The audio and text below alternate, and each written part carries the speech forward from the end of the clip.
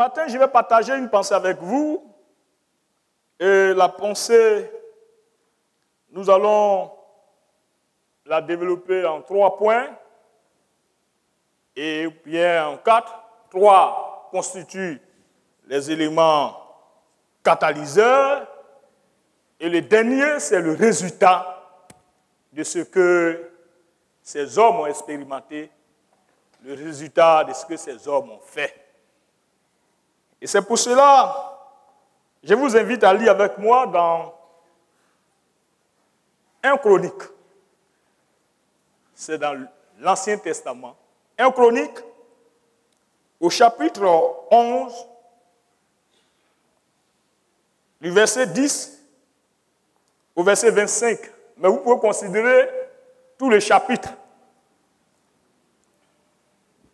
Mais moi, je vais lire à partir du verset 15 jusqu'au verset 20. 1 Chronique, au chapitre 11, du verset 10 au verset 25, mais nous allons lire à partir du verset 15.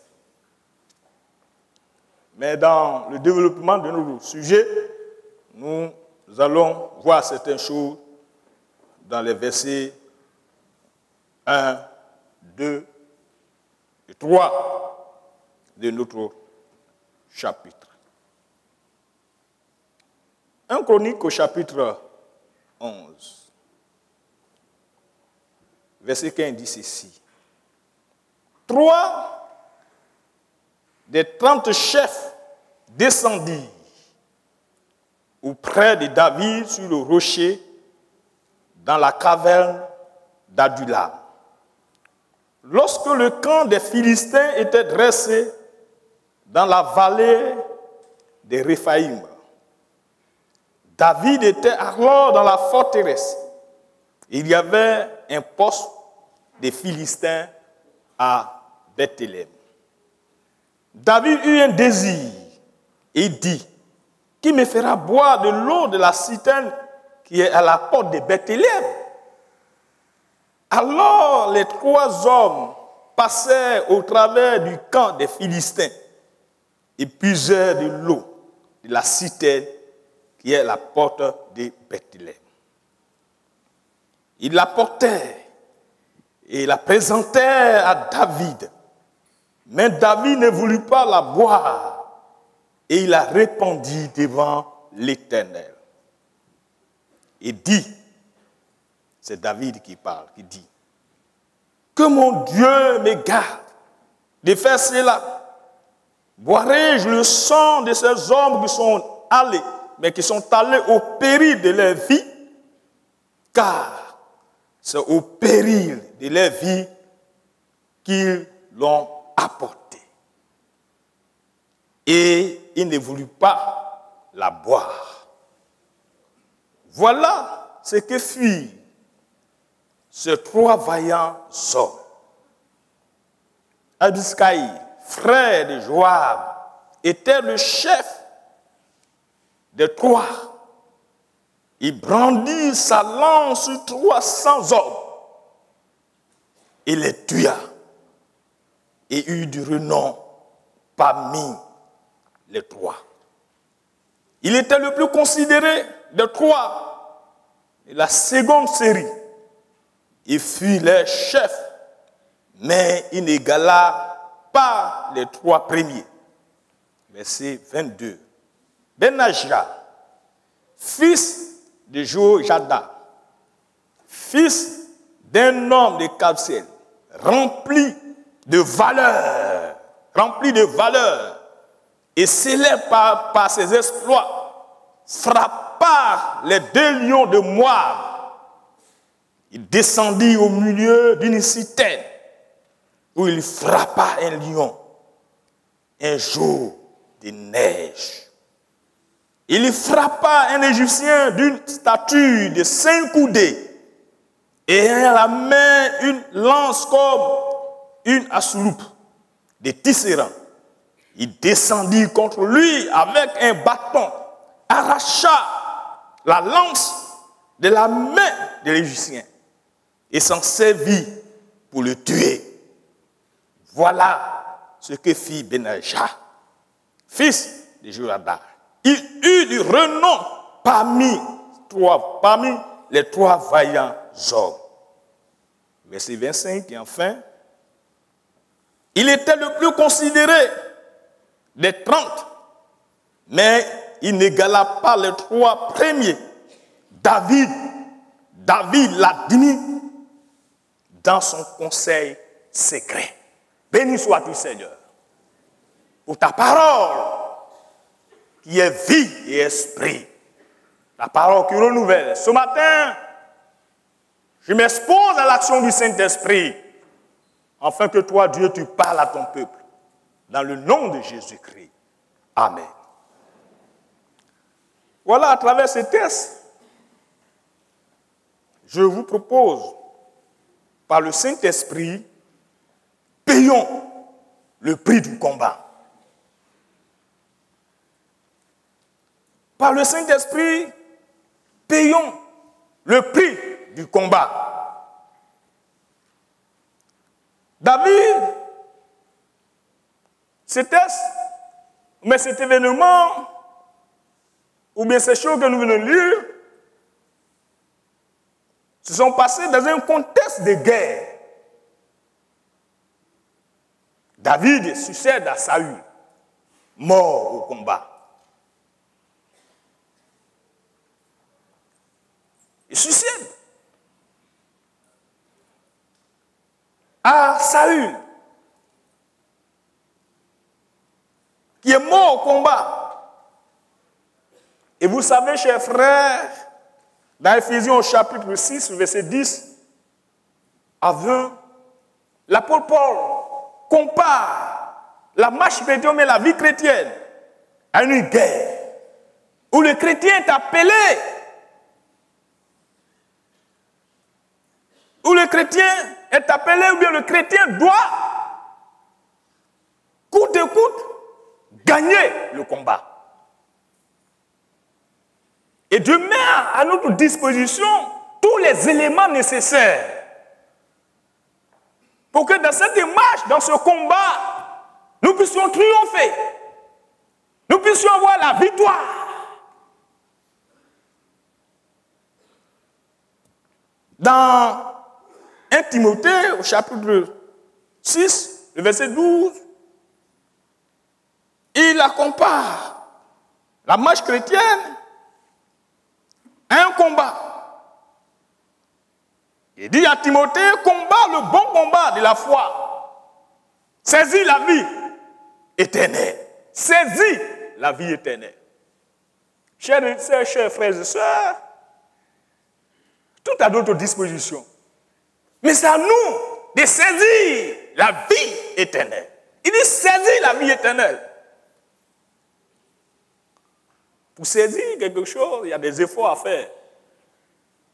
Même si on nous présente la chose, si tout est préparé, mais nous avons des efforts à faire.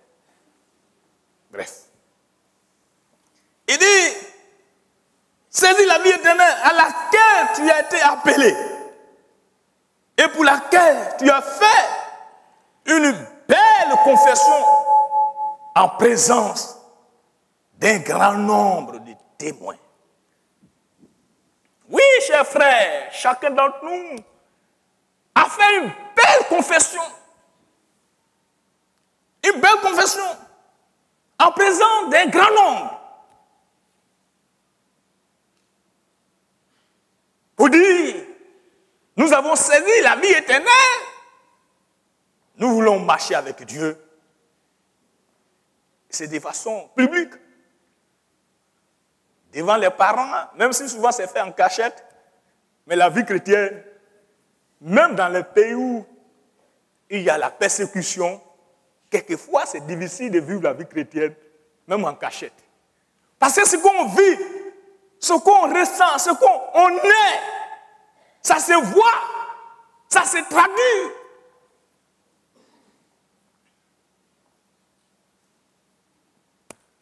Dans la deuxième épître à Timothée, Il parle de soldats, d'athlètes, de laboureurs. Toutes ces images. Pour nous dire, chers frères et sœurs, lorsque nous acceptons le Seigneur, nous sommes engagés dans un combat. Parce que ce que nous sommes est meilleur.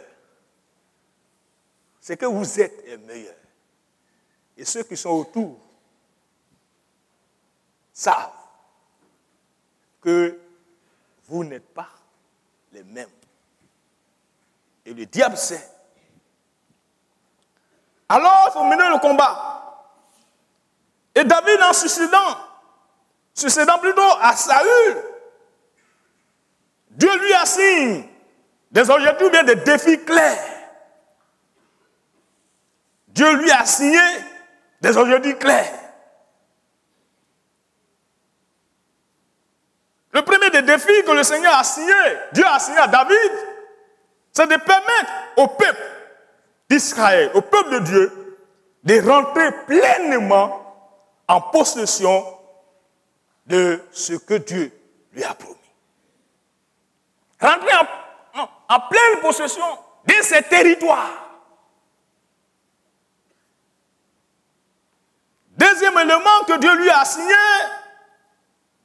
deuxième défi, c'est de tracer le chemin de la paix en sécurisant les frontières des territoires conquis. Et enfin, mettre en place tous les matériaux de construction du temple de l'Éternel, qui sera un centre d'attraction du peuple de Dieu, un centre de formation, d'éducation, un lieu de culte, c'est-à-dire un lieu de rencontre de Dieu avec son peuple. Un lieu où le peuple doit adorer Dieu. Un lieu où le peuple doit se prosterner devant Dieu. Un lieu où le peuple doit accomplir, doit apporter des sacrifices à l'Éternel. Alors, ce n'était pas chose facile. Et David, sachant cela, il va s'entourer des gens. Et n'oubliez pas, au passage, de comprendre que le long règne de paix de Salomon dépendait de ce que son père David avait fait.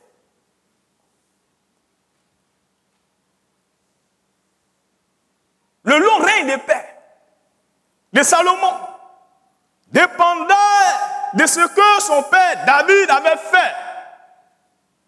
Selon la typologie biblique, David est considéré comme le type de Christ ou du fidèle serviteur.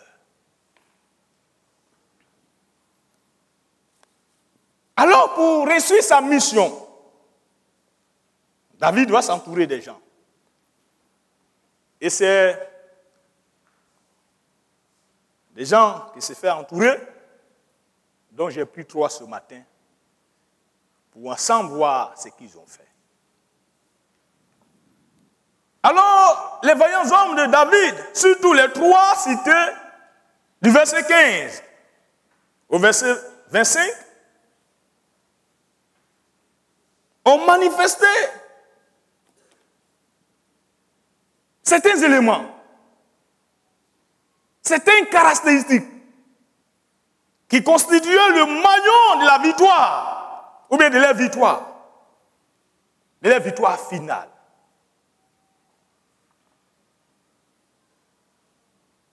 Et premièrement, j'ai souligné brièvement ce qu'ils ont fait, ce qui les caractérisait, ce qui les animait.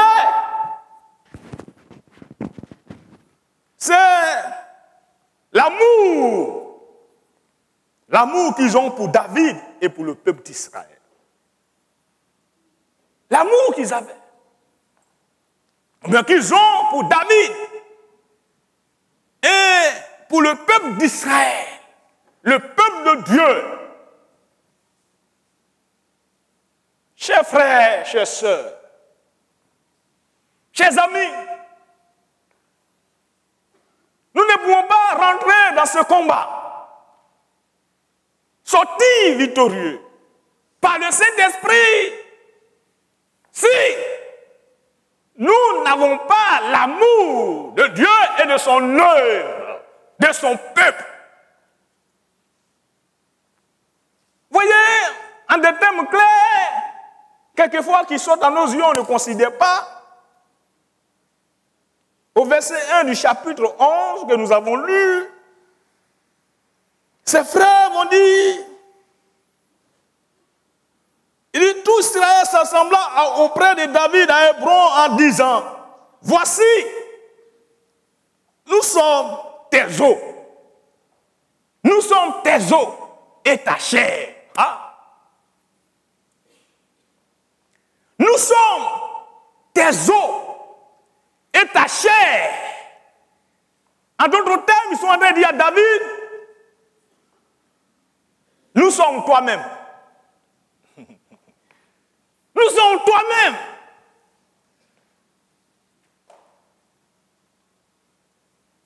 On ne peut pas dire ces paroles, on ne peut pas prononcer ces paroles si nous n'avons pas l'amour de cette personne-là.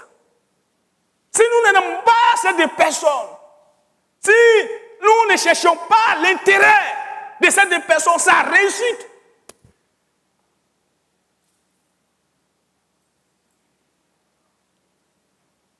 il voulait que David réussisse. Il voulait que David aille de l'avant. Parce qu'ils ont vu dans la vie de David quelqu'un marqué du sceau de Dieu. S'ils ne marchent pas à David, ils sont perdus éternellement. C'est foutu pour eux. C'est vrai, ils avaient suivi Saül. Saül les avait conduits à faire certaines choses, à adorer, à faire des choses qui ne sont pas bien.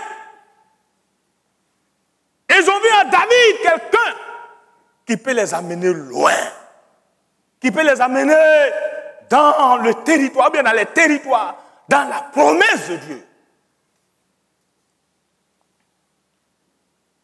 Et c'est ce que Christ a fait, chers frères, chères sœurs. C'est ce que Christ a fait. Je disais que David est le type de Christ, du serviteur fidèle. C'est ce que Christ a fait. Il dit, nous sommes tes os et ta chair. Nous sommes toi-même. Chers frères, chères sœurs, nous ne pouvons pas réussir dans cette démarche avec Dieu, dans ce combat avec Dieu, si nous n'avons pas l'amour de Dieu, si nous n'aimons pas son œuvre. Combien de frères et sœurs aujourd'hui, de leur bouche disent Dieu, mais en réalité, ils n'aiment pas Dieu. Ils crucifient Christ de nouveau en bafouant l'œuvre du Seigneur. Et le cœur du Seigneur saigne. Dieu pleure, ses serviteurs pleurent. Chers frères, quand Dieu aime quelqu'un, on ne trahit pas la personne. Mais combien de fois nous avons trahi Jésus? Combien de fois? Combien de fois tu as trahi Jésus? Pourtant tu dis tu l'aimes. Tu trahis Jésus. Regardez un peu nos maris, nos femmes, quand ils nous trompent. Il y en a qui se suicident plutôt. Se suicident. C'est pas. Ils meurent. Il y en a qui prennent des gabarits. Ils boivent. Ils meurent. Ils écrivent une lettre. Puis s'en vont. Mais combien sommes-nous à trahir le Christ, le Fils du Dieu vivant? Mais ces hommes, ils aimaient David. Ils aimaient David. Et cela a poussé David à faire. Et David fit alliance au verset 3. David fit alliance avec eux à Hébron, devant l'Éternel. David fit alliance. Il fit alliance. Vous savez, chers frères, l'alliance, dans la parole de Dieu, même que ce soit dans le Nouveau Testament, que ce soit dans l'Ancien Testament, faire l'alliance, il y a un prix à payer. Il y a un prix à payer.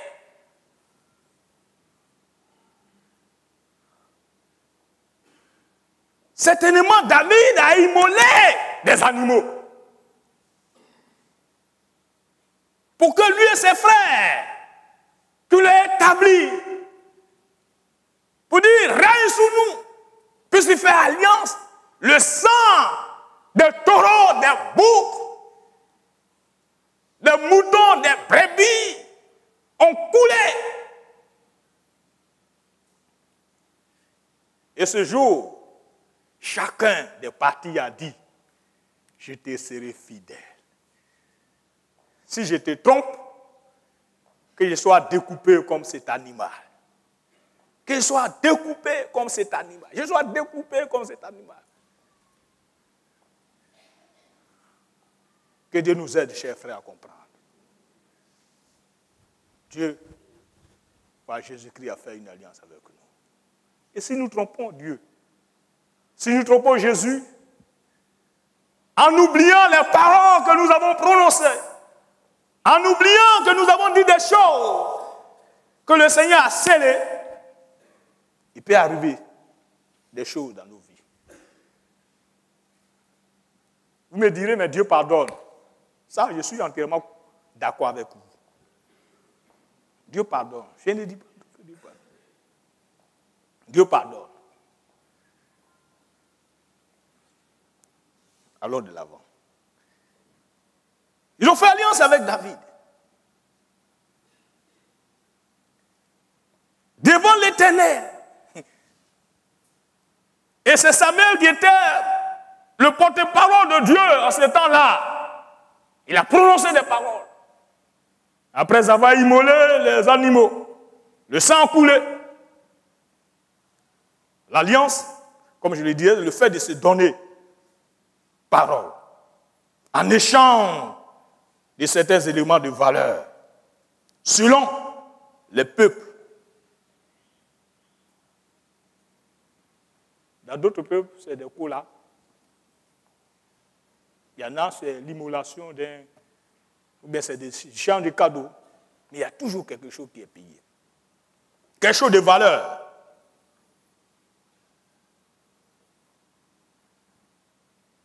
C'est pour cela, David dit, au verset 9 du chapitre 11, il dit, mon Dieu, que mon Dieu me garde de faire cela. Boirai le sang de ces hommes qui sont allés au péril de leur vie. Car c'est au péril de leur vie qu'ils l'ont apporté. Au péril de leur vie.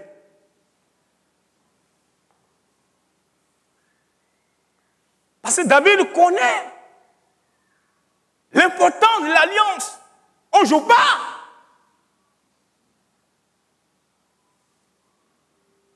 Ce que ces trois vaillants hommes ont fait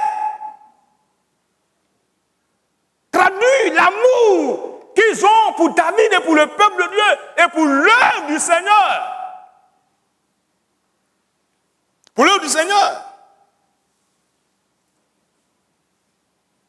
Parce que si ils ne le font pas, c'est l'identité d'Israël qui sera effacée de la terre.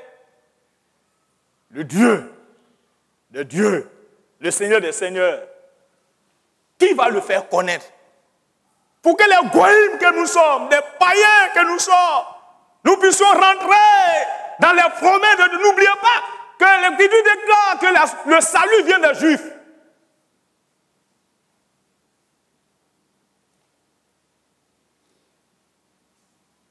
Et Dieu s'est révélé à David et à ses hommes.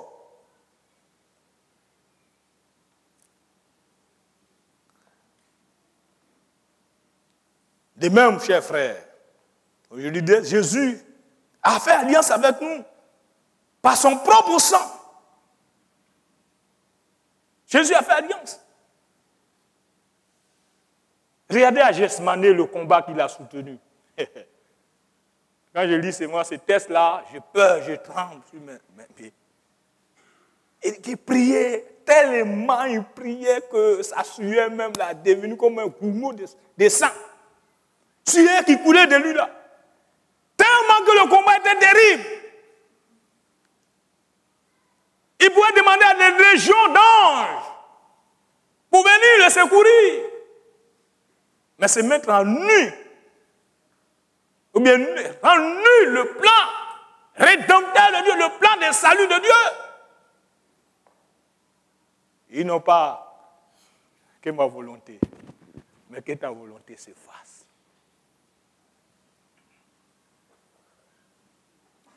Et c'est au bénéfice de cette alliance que nous sommes placés, que nous sommes sous cette alliance. Et nous nous amusons. C'est pour cela. Il est dangereux, il est dangereux de fouler aux pieds le sang de l'agneau, le sang de l'alliance.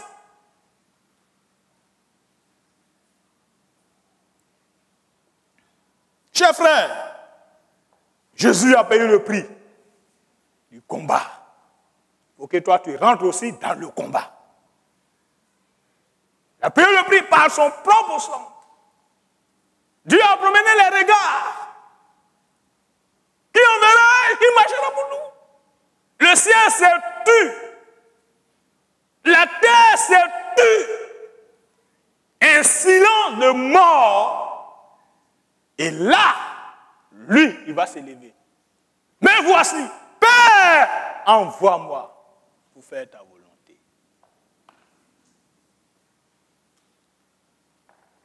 Jésus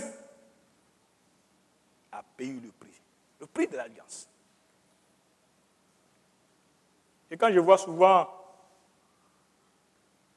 nous les chrétiens en train de s'amuser, en train de jouer là, et traîner dans la boue du péché, sans chercher à quitter dedans, et ça fait mal au cœur. Le Seigneur, son cœur saint. Le sang de l'agneau.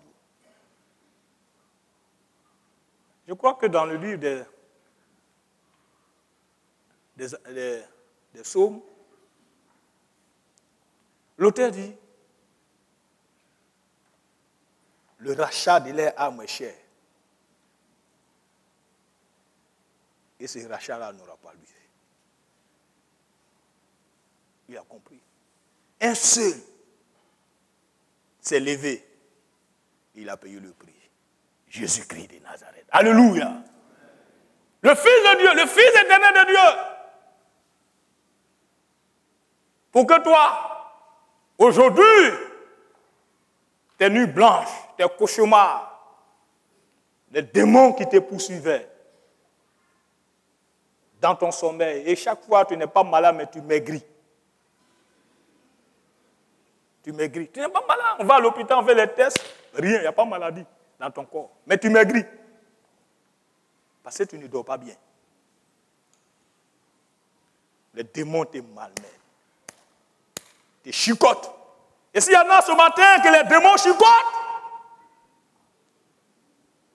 malmènent, ne dort pas, c'est le moment, l'occasion de dire Jésus, viens. C'est toi qui es mort pour moi. Je me suis trop amusé. Permets que je sois libéré pour que je puisse dormir paisiblement, que mes jours soient prolongés. Tu es jeune, mais tu parais vieux. Tu n'es pas malade. Tu as l'argent, tu as tout. Mais tu ne te sens pas bien dans ton corps.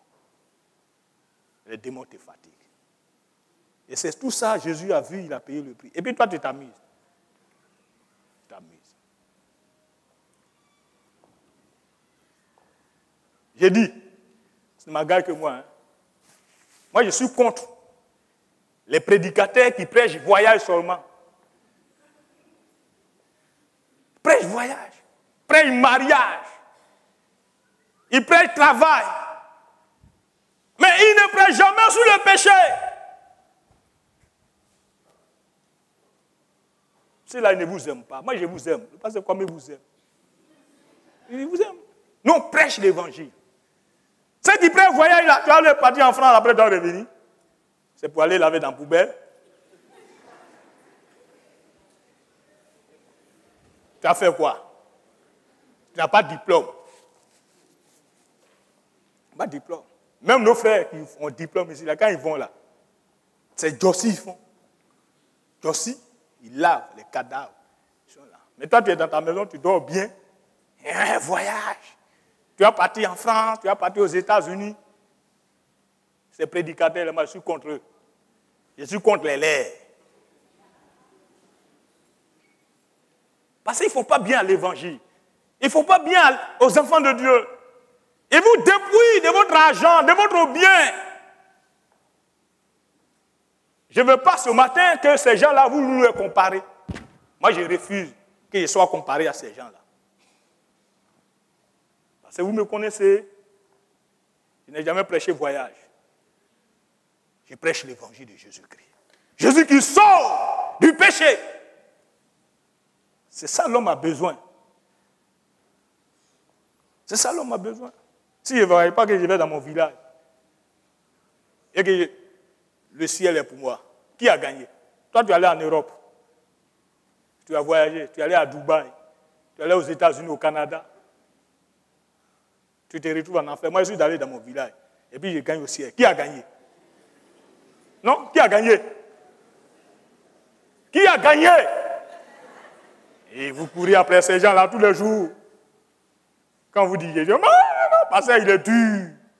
On sera toujours dur pour vous. Alléluia. On sera toujours dur contre le péché. Non pas contre vous, mais contre le péché. Bref, le Fils de Dieu. Et c'est pour cela, l'auteur de l'Épître aux Hébreux dit, vous n'avez pas encore résisté jusqu'au sang.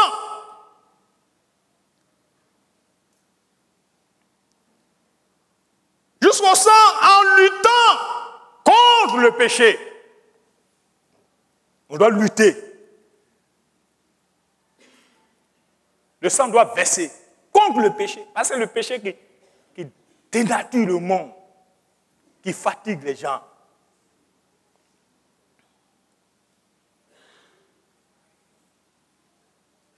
Comment aimons-nous Jésus-Christ? Comment aimes-tu Jésus-Christ? Réponds. Ce matin, à chacun de nous de répondre à cette interrogation. Jésus a payé le prix. Il nous a aidés. Le deuxième élément que les serviteurs ou bien les vaillants hommes de David ont manifesté, c'est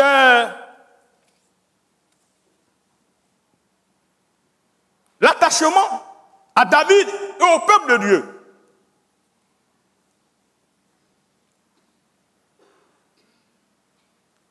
Il dit au verset 15, 3 des 30 chefs descendus auprès de David sur le rocher dans la caverne d'Adullam, lorsque le camp des Philistins était dressé dans la vallée des Réphim.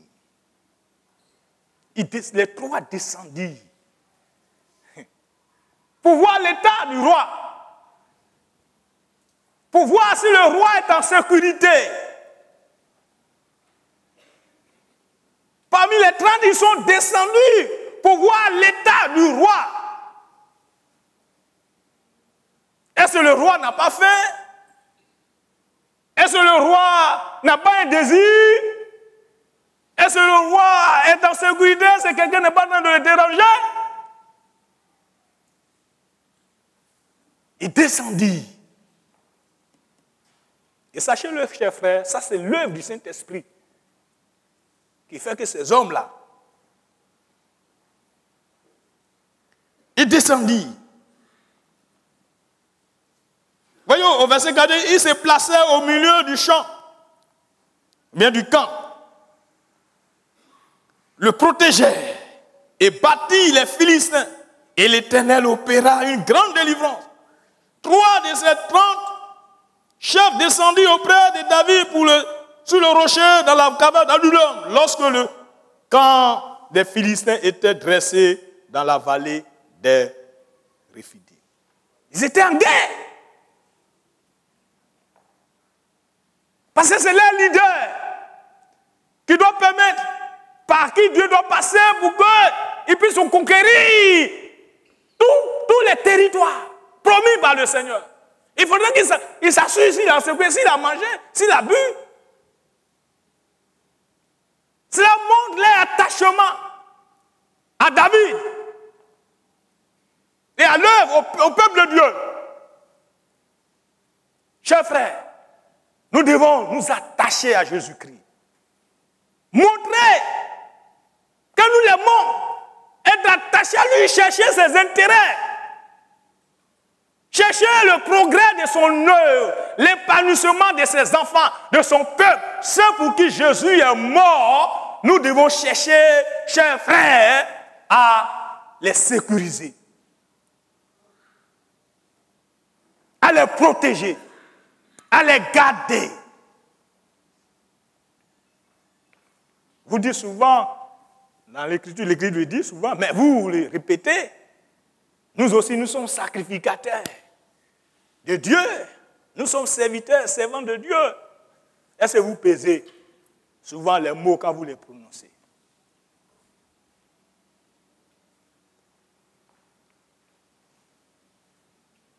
Nous devons protéger Jésus-Christ.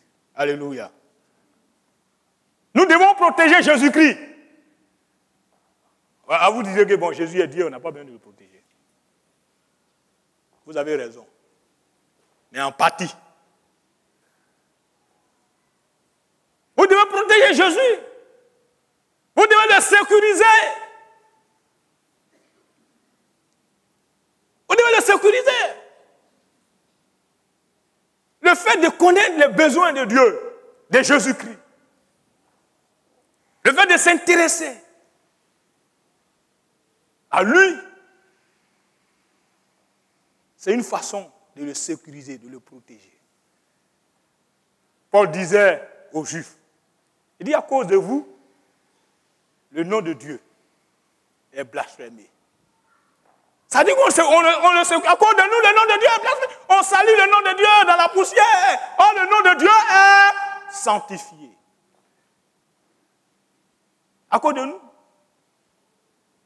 De nos comportements bizarres, excusez-moi du terme, mauvais, méchants, le nom de Jésus-Christ est blasphémé.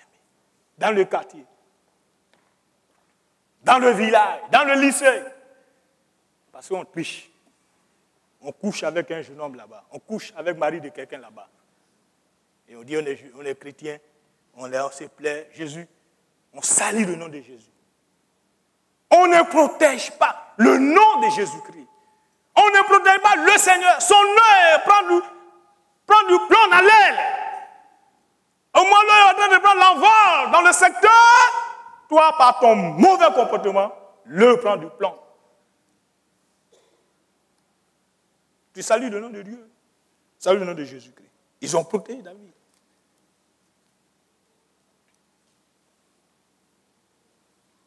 Oui. Le camp des ennemis était là à Bethléem. Bethléem. Pourquoi? Il a dit que le camp était dressé, mais ils sont descendus à côté, là, pour voir si les rois, si les ennemis qui sont à côté ne sont pas rentrés dans la caverne, dans la forteresse, s'il a mangé.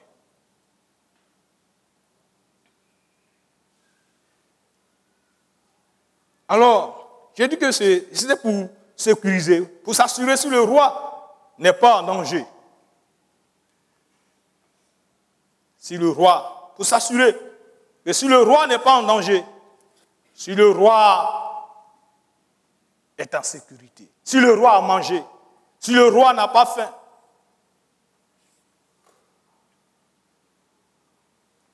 oui, chers frères, nous devons comprendre cela. Je pense que c'est pour s'assurer que le roi n'est pas en danger. Je pense que quelques-uns d'entre nous pensent que Dieu n'a pas besoin d'être protégé, n'a pas besoin d'être gardé. C'est vrai. Mais Jésus, Dieu a besoin d'être gardé.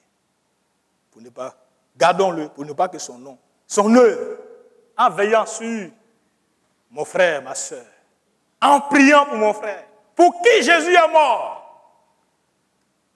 À travers lui, je protège Jésus. Jésus a dit à Saul de Tarse, il dit, tu me persécutes. Tu me persécutes. Il dit, mais qui es-tu, Seigneur, pour que je te persécute? Il dit, mais ceux qui portent mon nom que tu persécutes là, si tu les touches, c'est à moi que tu as touché, c'est moi que tu persécutes.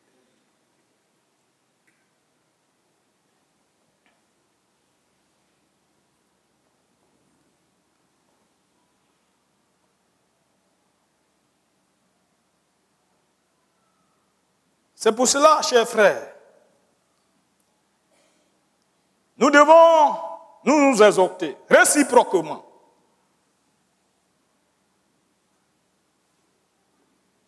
Et cela d'autant plus que vous voyez s'approcher le jour. Nous devons davantage nous attacher au Seigneur et à son œuvre. Le jour approche. Ça dit le retour glorieux de Jésus-Christ s'approche.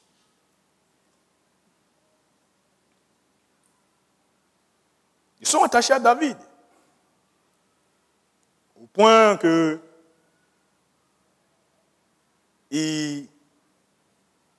au prix de leur vie, ils traversent. Ils traversent. Ils traversent. Au prix de leur vie, ils traversent. Et David a dit quoi? Ce que David a demandé, vous voyez voir ici, David dit au verset 17, David eut un désir. Et il dit, qui me fera boire de l'eau de la citerne qui est à la porte de Bethléem? David eut un désir. Boire de l'eau de la citerne qui est à la porte de Bethléem. C'est-à-dire que dans le camp même de l'ennemi. C'est là il demande, qui? Je vais aller m'envoyer de l'eau pour boire. Il dit, ces trois hommes descendirent. Humainement parlant, c'est un désir insensé. En temps de guerre, de dire à ceux à qui nous sommes attachés d'aller puiser de l'eau dans le camp ennemi pour qu'on puisse être désaltéré, étancher notre soif, notre désir. C'est insensé. C'est insensé. Humainement parlant. Mais pour Dieu, ce n'est pas insensé. Alléluia. Alléluia. Pour Dieu, ce n'est pas insensé.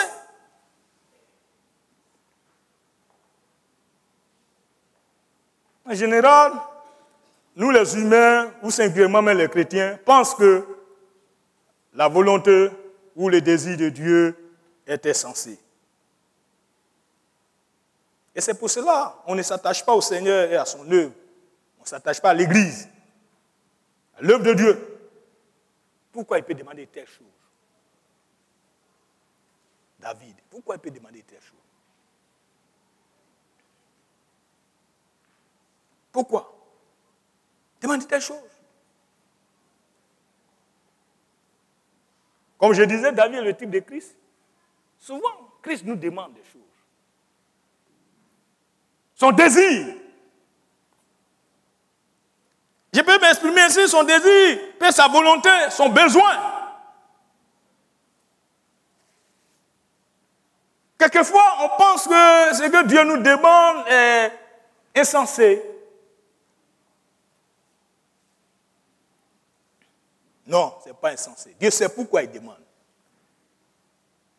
Dieu sait. Jésus-Christ sait pourquoi il nous demande. Il sait pourquoi il te demande de faire sa volonté, d'accomplir son désir, te demandant de te séparer de cette jeune fille. Te demandant de ne pas voler, de ne pas rentrer dans la corruption, de ne pas faire comme tout le monde. Tu n'es pas tout le monde. Tu es enfant de Dieu. Alléluia.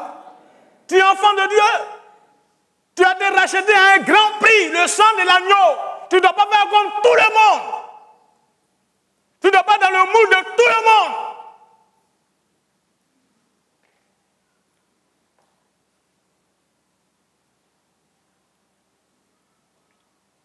Le désir de Dieu n'est pas insensé. Et ce que David a demandé, c'est de Dieu qu'il a reçu cela. Parce qu'il y a des gens qui doivent recruter pour travailler avec lui. Pour travailler avec lui. Des gens qui doivent recruter pour travailler. C'est les tests. Et vous allez voir que ces hommes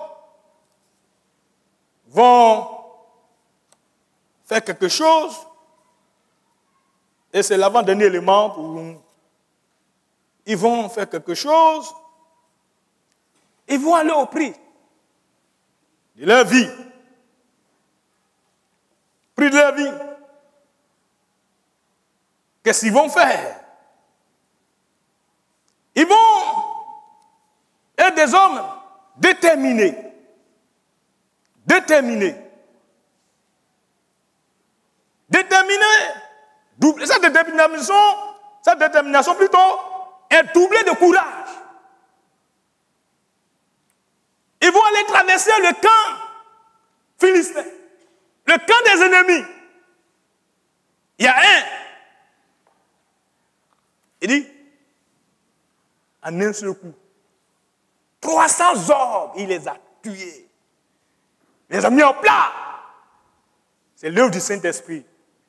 Il les a mis en plat. Il les a mis en plat. Il dit Abishai, frère de Joab, était le chef des 3. Il brandit sa lance sur 300 hommes et les tua. Et eut du renom parmi les 3. Il les tua.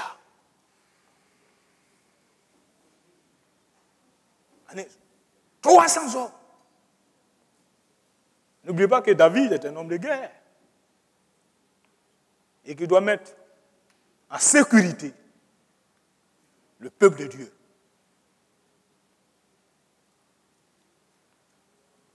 Oui, il faut être des hommes et des femmes déterminés, courageux, déterminés, doublés de courage pour accomplir la volonté de Dieu, pour accomplir le désir de Dieu, pour accomplir le besoin de Dieu, des hommes et des femmes, déterminés, courageux. Paul disait, si je voulais plaire aux hommes, je ne serais pas serviteur de Dieu. Il a repris son grand frère, Pierre. Doublé de tête, courageux et doublé de courage, et déterminé et doublé de courage. C'est ce que ces hommes ont fait. Braver le camp ennemi pour apporter de l'eau, pour satisfaire le désir du roi, faire la volonté du roi, le besoin du, accomplir le besoin du roi. Oh. Il veut nous amener à la mort. Il n'a qu'à aller à son affaire de royauté, là, tout ça, là, nous n'est pas dedans. Et ces gens philistins là, ces gens-là, ces gens qui sont vraiment, comment, quel mot utiliser là?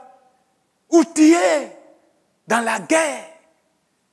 Nous, on s'est levé comme ça, on va aller à cause du Dieu boire de l'eau. Il veut boire de l'eau là, il va aller là-bas. Moi, je vais au village. Je vais au champ même. Pour ne pas qu'ils me voient ici. Il y en a qui vont au champ. Ici, là, ils vont au village. Ils se désertent pour accomplir la volonté de Dieu. Les désirs de Dieu. Parce que c'est le prix à payer. Ils vont, ils se cachent seulement. Ils sont là seulement, nous fatigués. Ils vont. Mais eux, ils disent non, on va aller pour accomplir la volonté du roi. Chers frères, déterminons-nous. Soyons doublés de courage pour accomplir la volonté de Dieu, la volonté du Père, la volonté de Jésus-Christ, pour que l'œuvre avance, pour que les ténèbres reculent, pour que les territoires de Dieu qui ne sont pas encore atteints, ces territoires-là soient atteints et que des hommes, des femmes de par le monde entier proclament le nom de Jésus-Christ.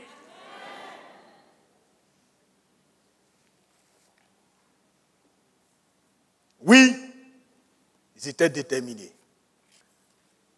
doublés de courage. Ils sont partis. Chers frères, nous devons le faire. Nous devons le faire pour que Jésus soit glorifié. Pour que Jésus soit glorifié. Pour que Jésus soit glorifié. Et enfin, le résultat, c'est que ces trois vaillants hommes-là ont été admis dans le conseil secret de David. Ne rentre pas dans le conseil secret de Dieu, de Jésus-Christ, qui veut. C'est ceux et celles qui combattent, qui aiment le Seigneur, qui sont attachés à lui, à son œuvre, et qui sont déterminés, doublés, courageux, pour faire avancer le royaume de Dieu. C'est ceux-là et celles-là qui rentrent et qui vont rentrer dans le conseil secret de Dieu. Dans le conseil secret de Dieu. Voulons-nous, chers frères, être admis dans le conseil secret de Dieu, mais de Jésus-Christ? Voulons-nous rentrer? Vous savez, c'est dans le conseil secret de Dieu. Dieu a un conseil élargi. Dieu a un conseil élargi. Mais il a le conseil secret aussi. Et c'est dans le conseil secret de Dieu que se prennent toutes les grandes décisions. C'est dans le conseil secret de Dieu que se prennent toutes les grandes décisions de la destinée du monde. Ou bien toutes les grandes décisions de la destinée du monde ont été prises dans le conseil secret de Dieu. Dieu le Père, Dieu le Fils, Dieu le Saint-Esprit. C'est un conseil secret. Jésus avait son conseil secret sur la terre. Quand il exerçait son ministère. Pierre, Jean et Jacques. Il y avait 12 disciples, 12 apôtres. Tous se délibéraient. Tous se siégeaient. Mais tous n'entraient pas dans le conseil secret de Jésus-Christ. Alors si j'ai dit faux, dites pasteur, tu as dit faux. J'ai arrêté la prédication. C'est dans le conseil secret de Dieu qu'ils sont rentrés. Oui, chers frères. Voulons-nous rentrer dans le conseil secret de Dieu?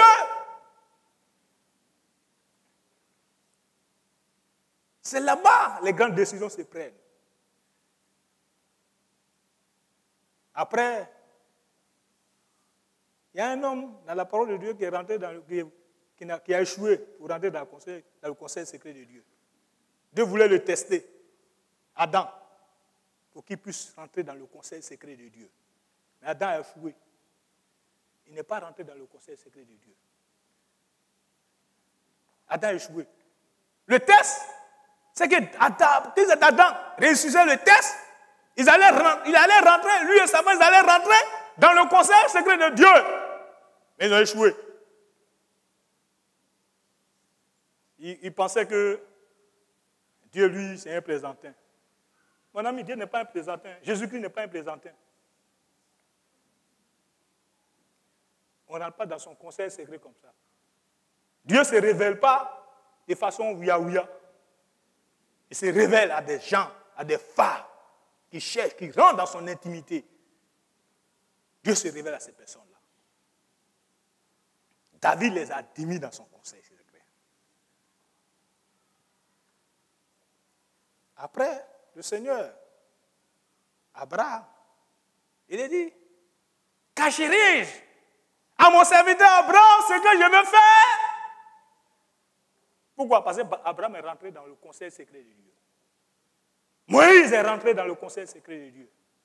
Il parlait avec Dieu, il changeait avec Dieu. Dieu n'a pas changé, c'est nous qui changeons. Le conseil secret de Dieu, de Jésus-Christ. C'est là les grandes décisions se prennent, chers frères et sœurs. C'est là que Dieu se révèle. C'est là que Dieu nous montre des grandes choses. Voulons-nous rentrer? Voulons-nous être admis dans le conseil secret de Dieu, de Jésus-Christ? Fais comme ces trois vaillants hommes de David. Fais comme. Sois caractérisé par l'amour de Christ et son œuvre. Sois attaché à lui et à son œuvre. Et sois déterminé et doublé, ayant le courage, tu peux rentrer dans le conseil secret de Dieu. Il y a des tests que Dieu nous fait passer. On passe des tests avec Dieu. Vous voyez, l'Épître aux Hébreux dit, au chapitre 10, verset 25, vous connaissez ça par mémoire, n'abandonnons pas notre assemblée. Comme c'est la coutume des autres.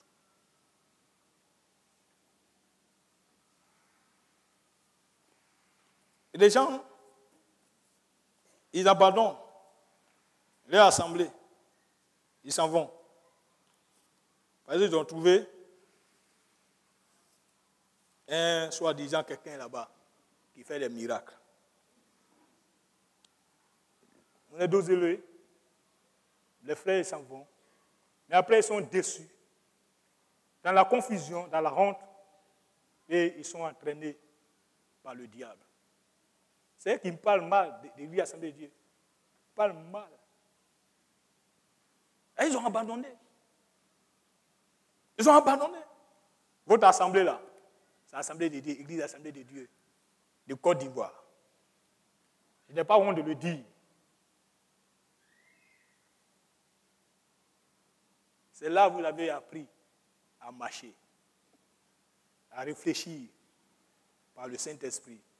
Parce que c'est là que votre esprit a été éclairé par l'Esprit de Dieu. Ça, c'est une parenthèse.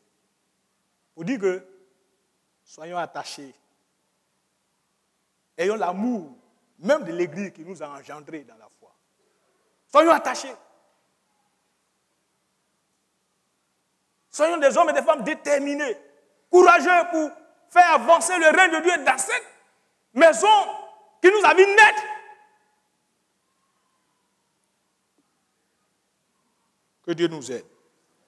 Et que sa grâce, sa paix soit sur chacun d'entre nous. Pour que nous soyons comme ces trois vaillants hommes de David. Et ce qui a permis qu'ils rentrent dans le conseil secret de David. Voulons-nous rentrer dans le conseil secret de Dieu, de Jésus-Christ, chers frères, aimons Dieu et son œuvre. Soyons attachés au Seigneur et à son œuvre. Et soyons déterminés par le Saint-Esprit. C'est vrai, le combat est terrible.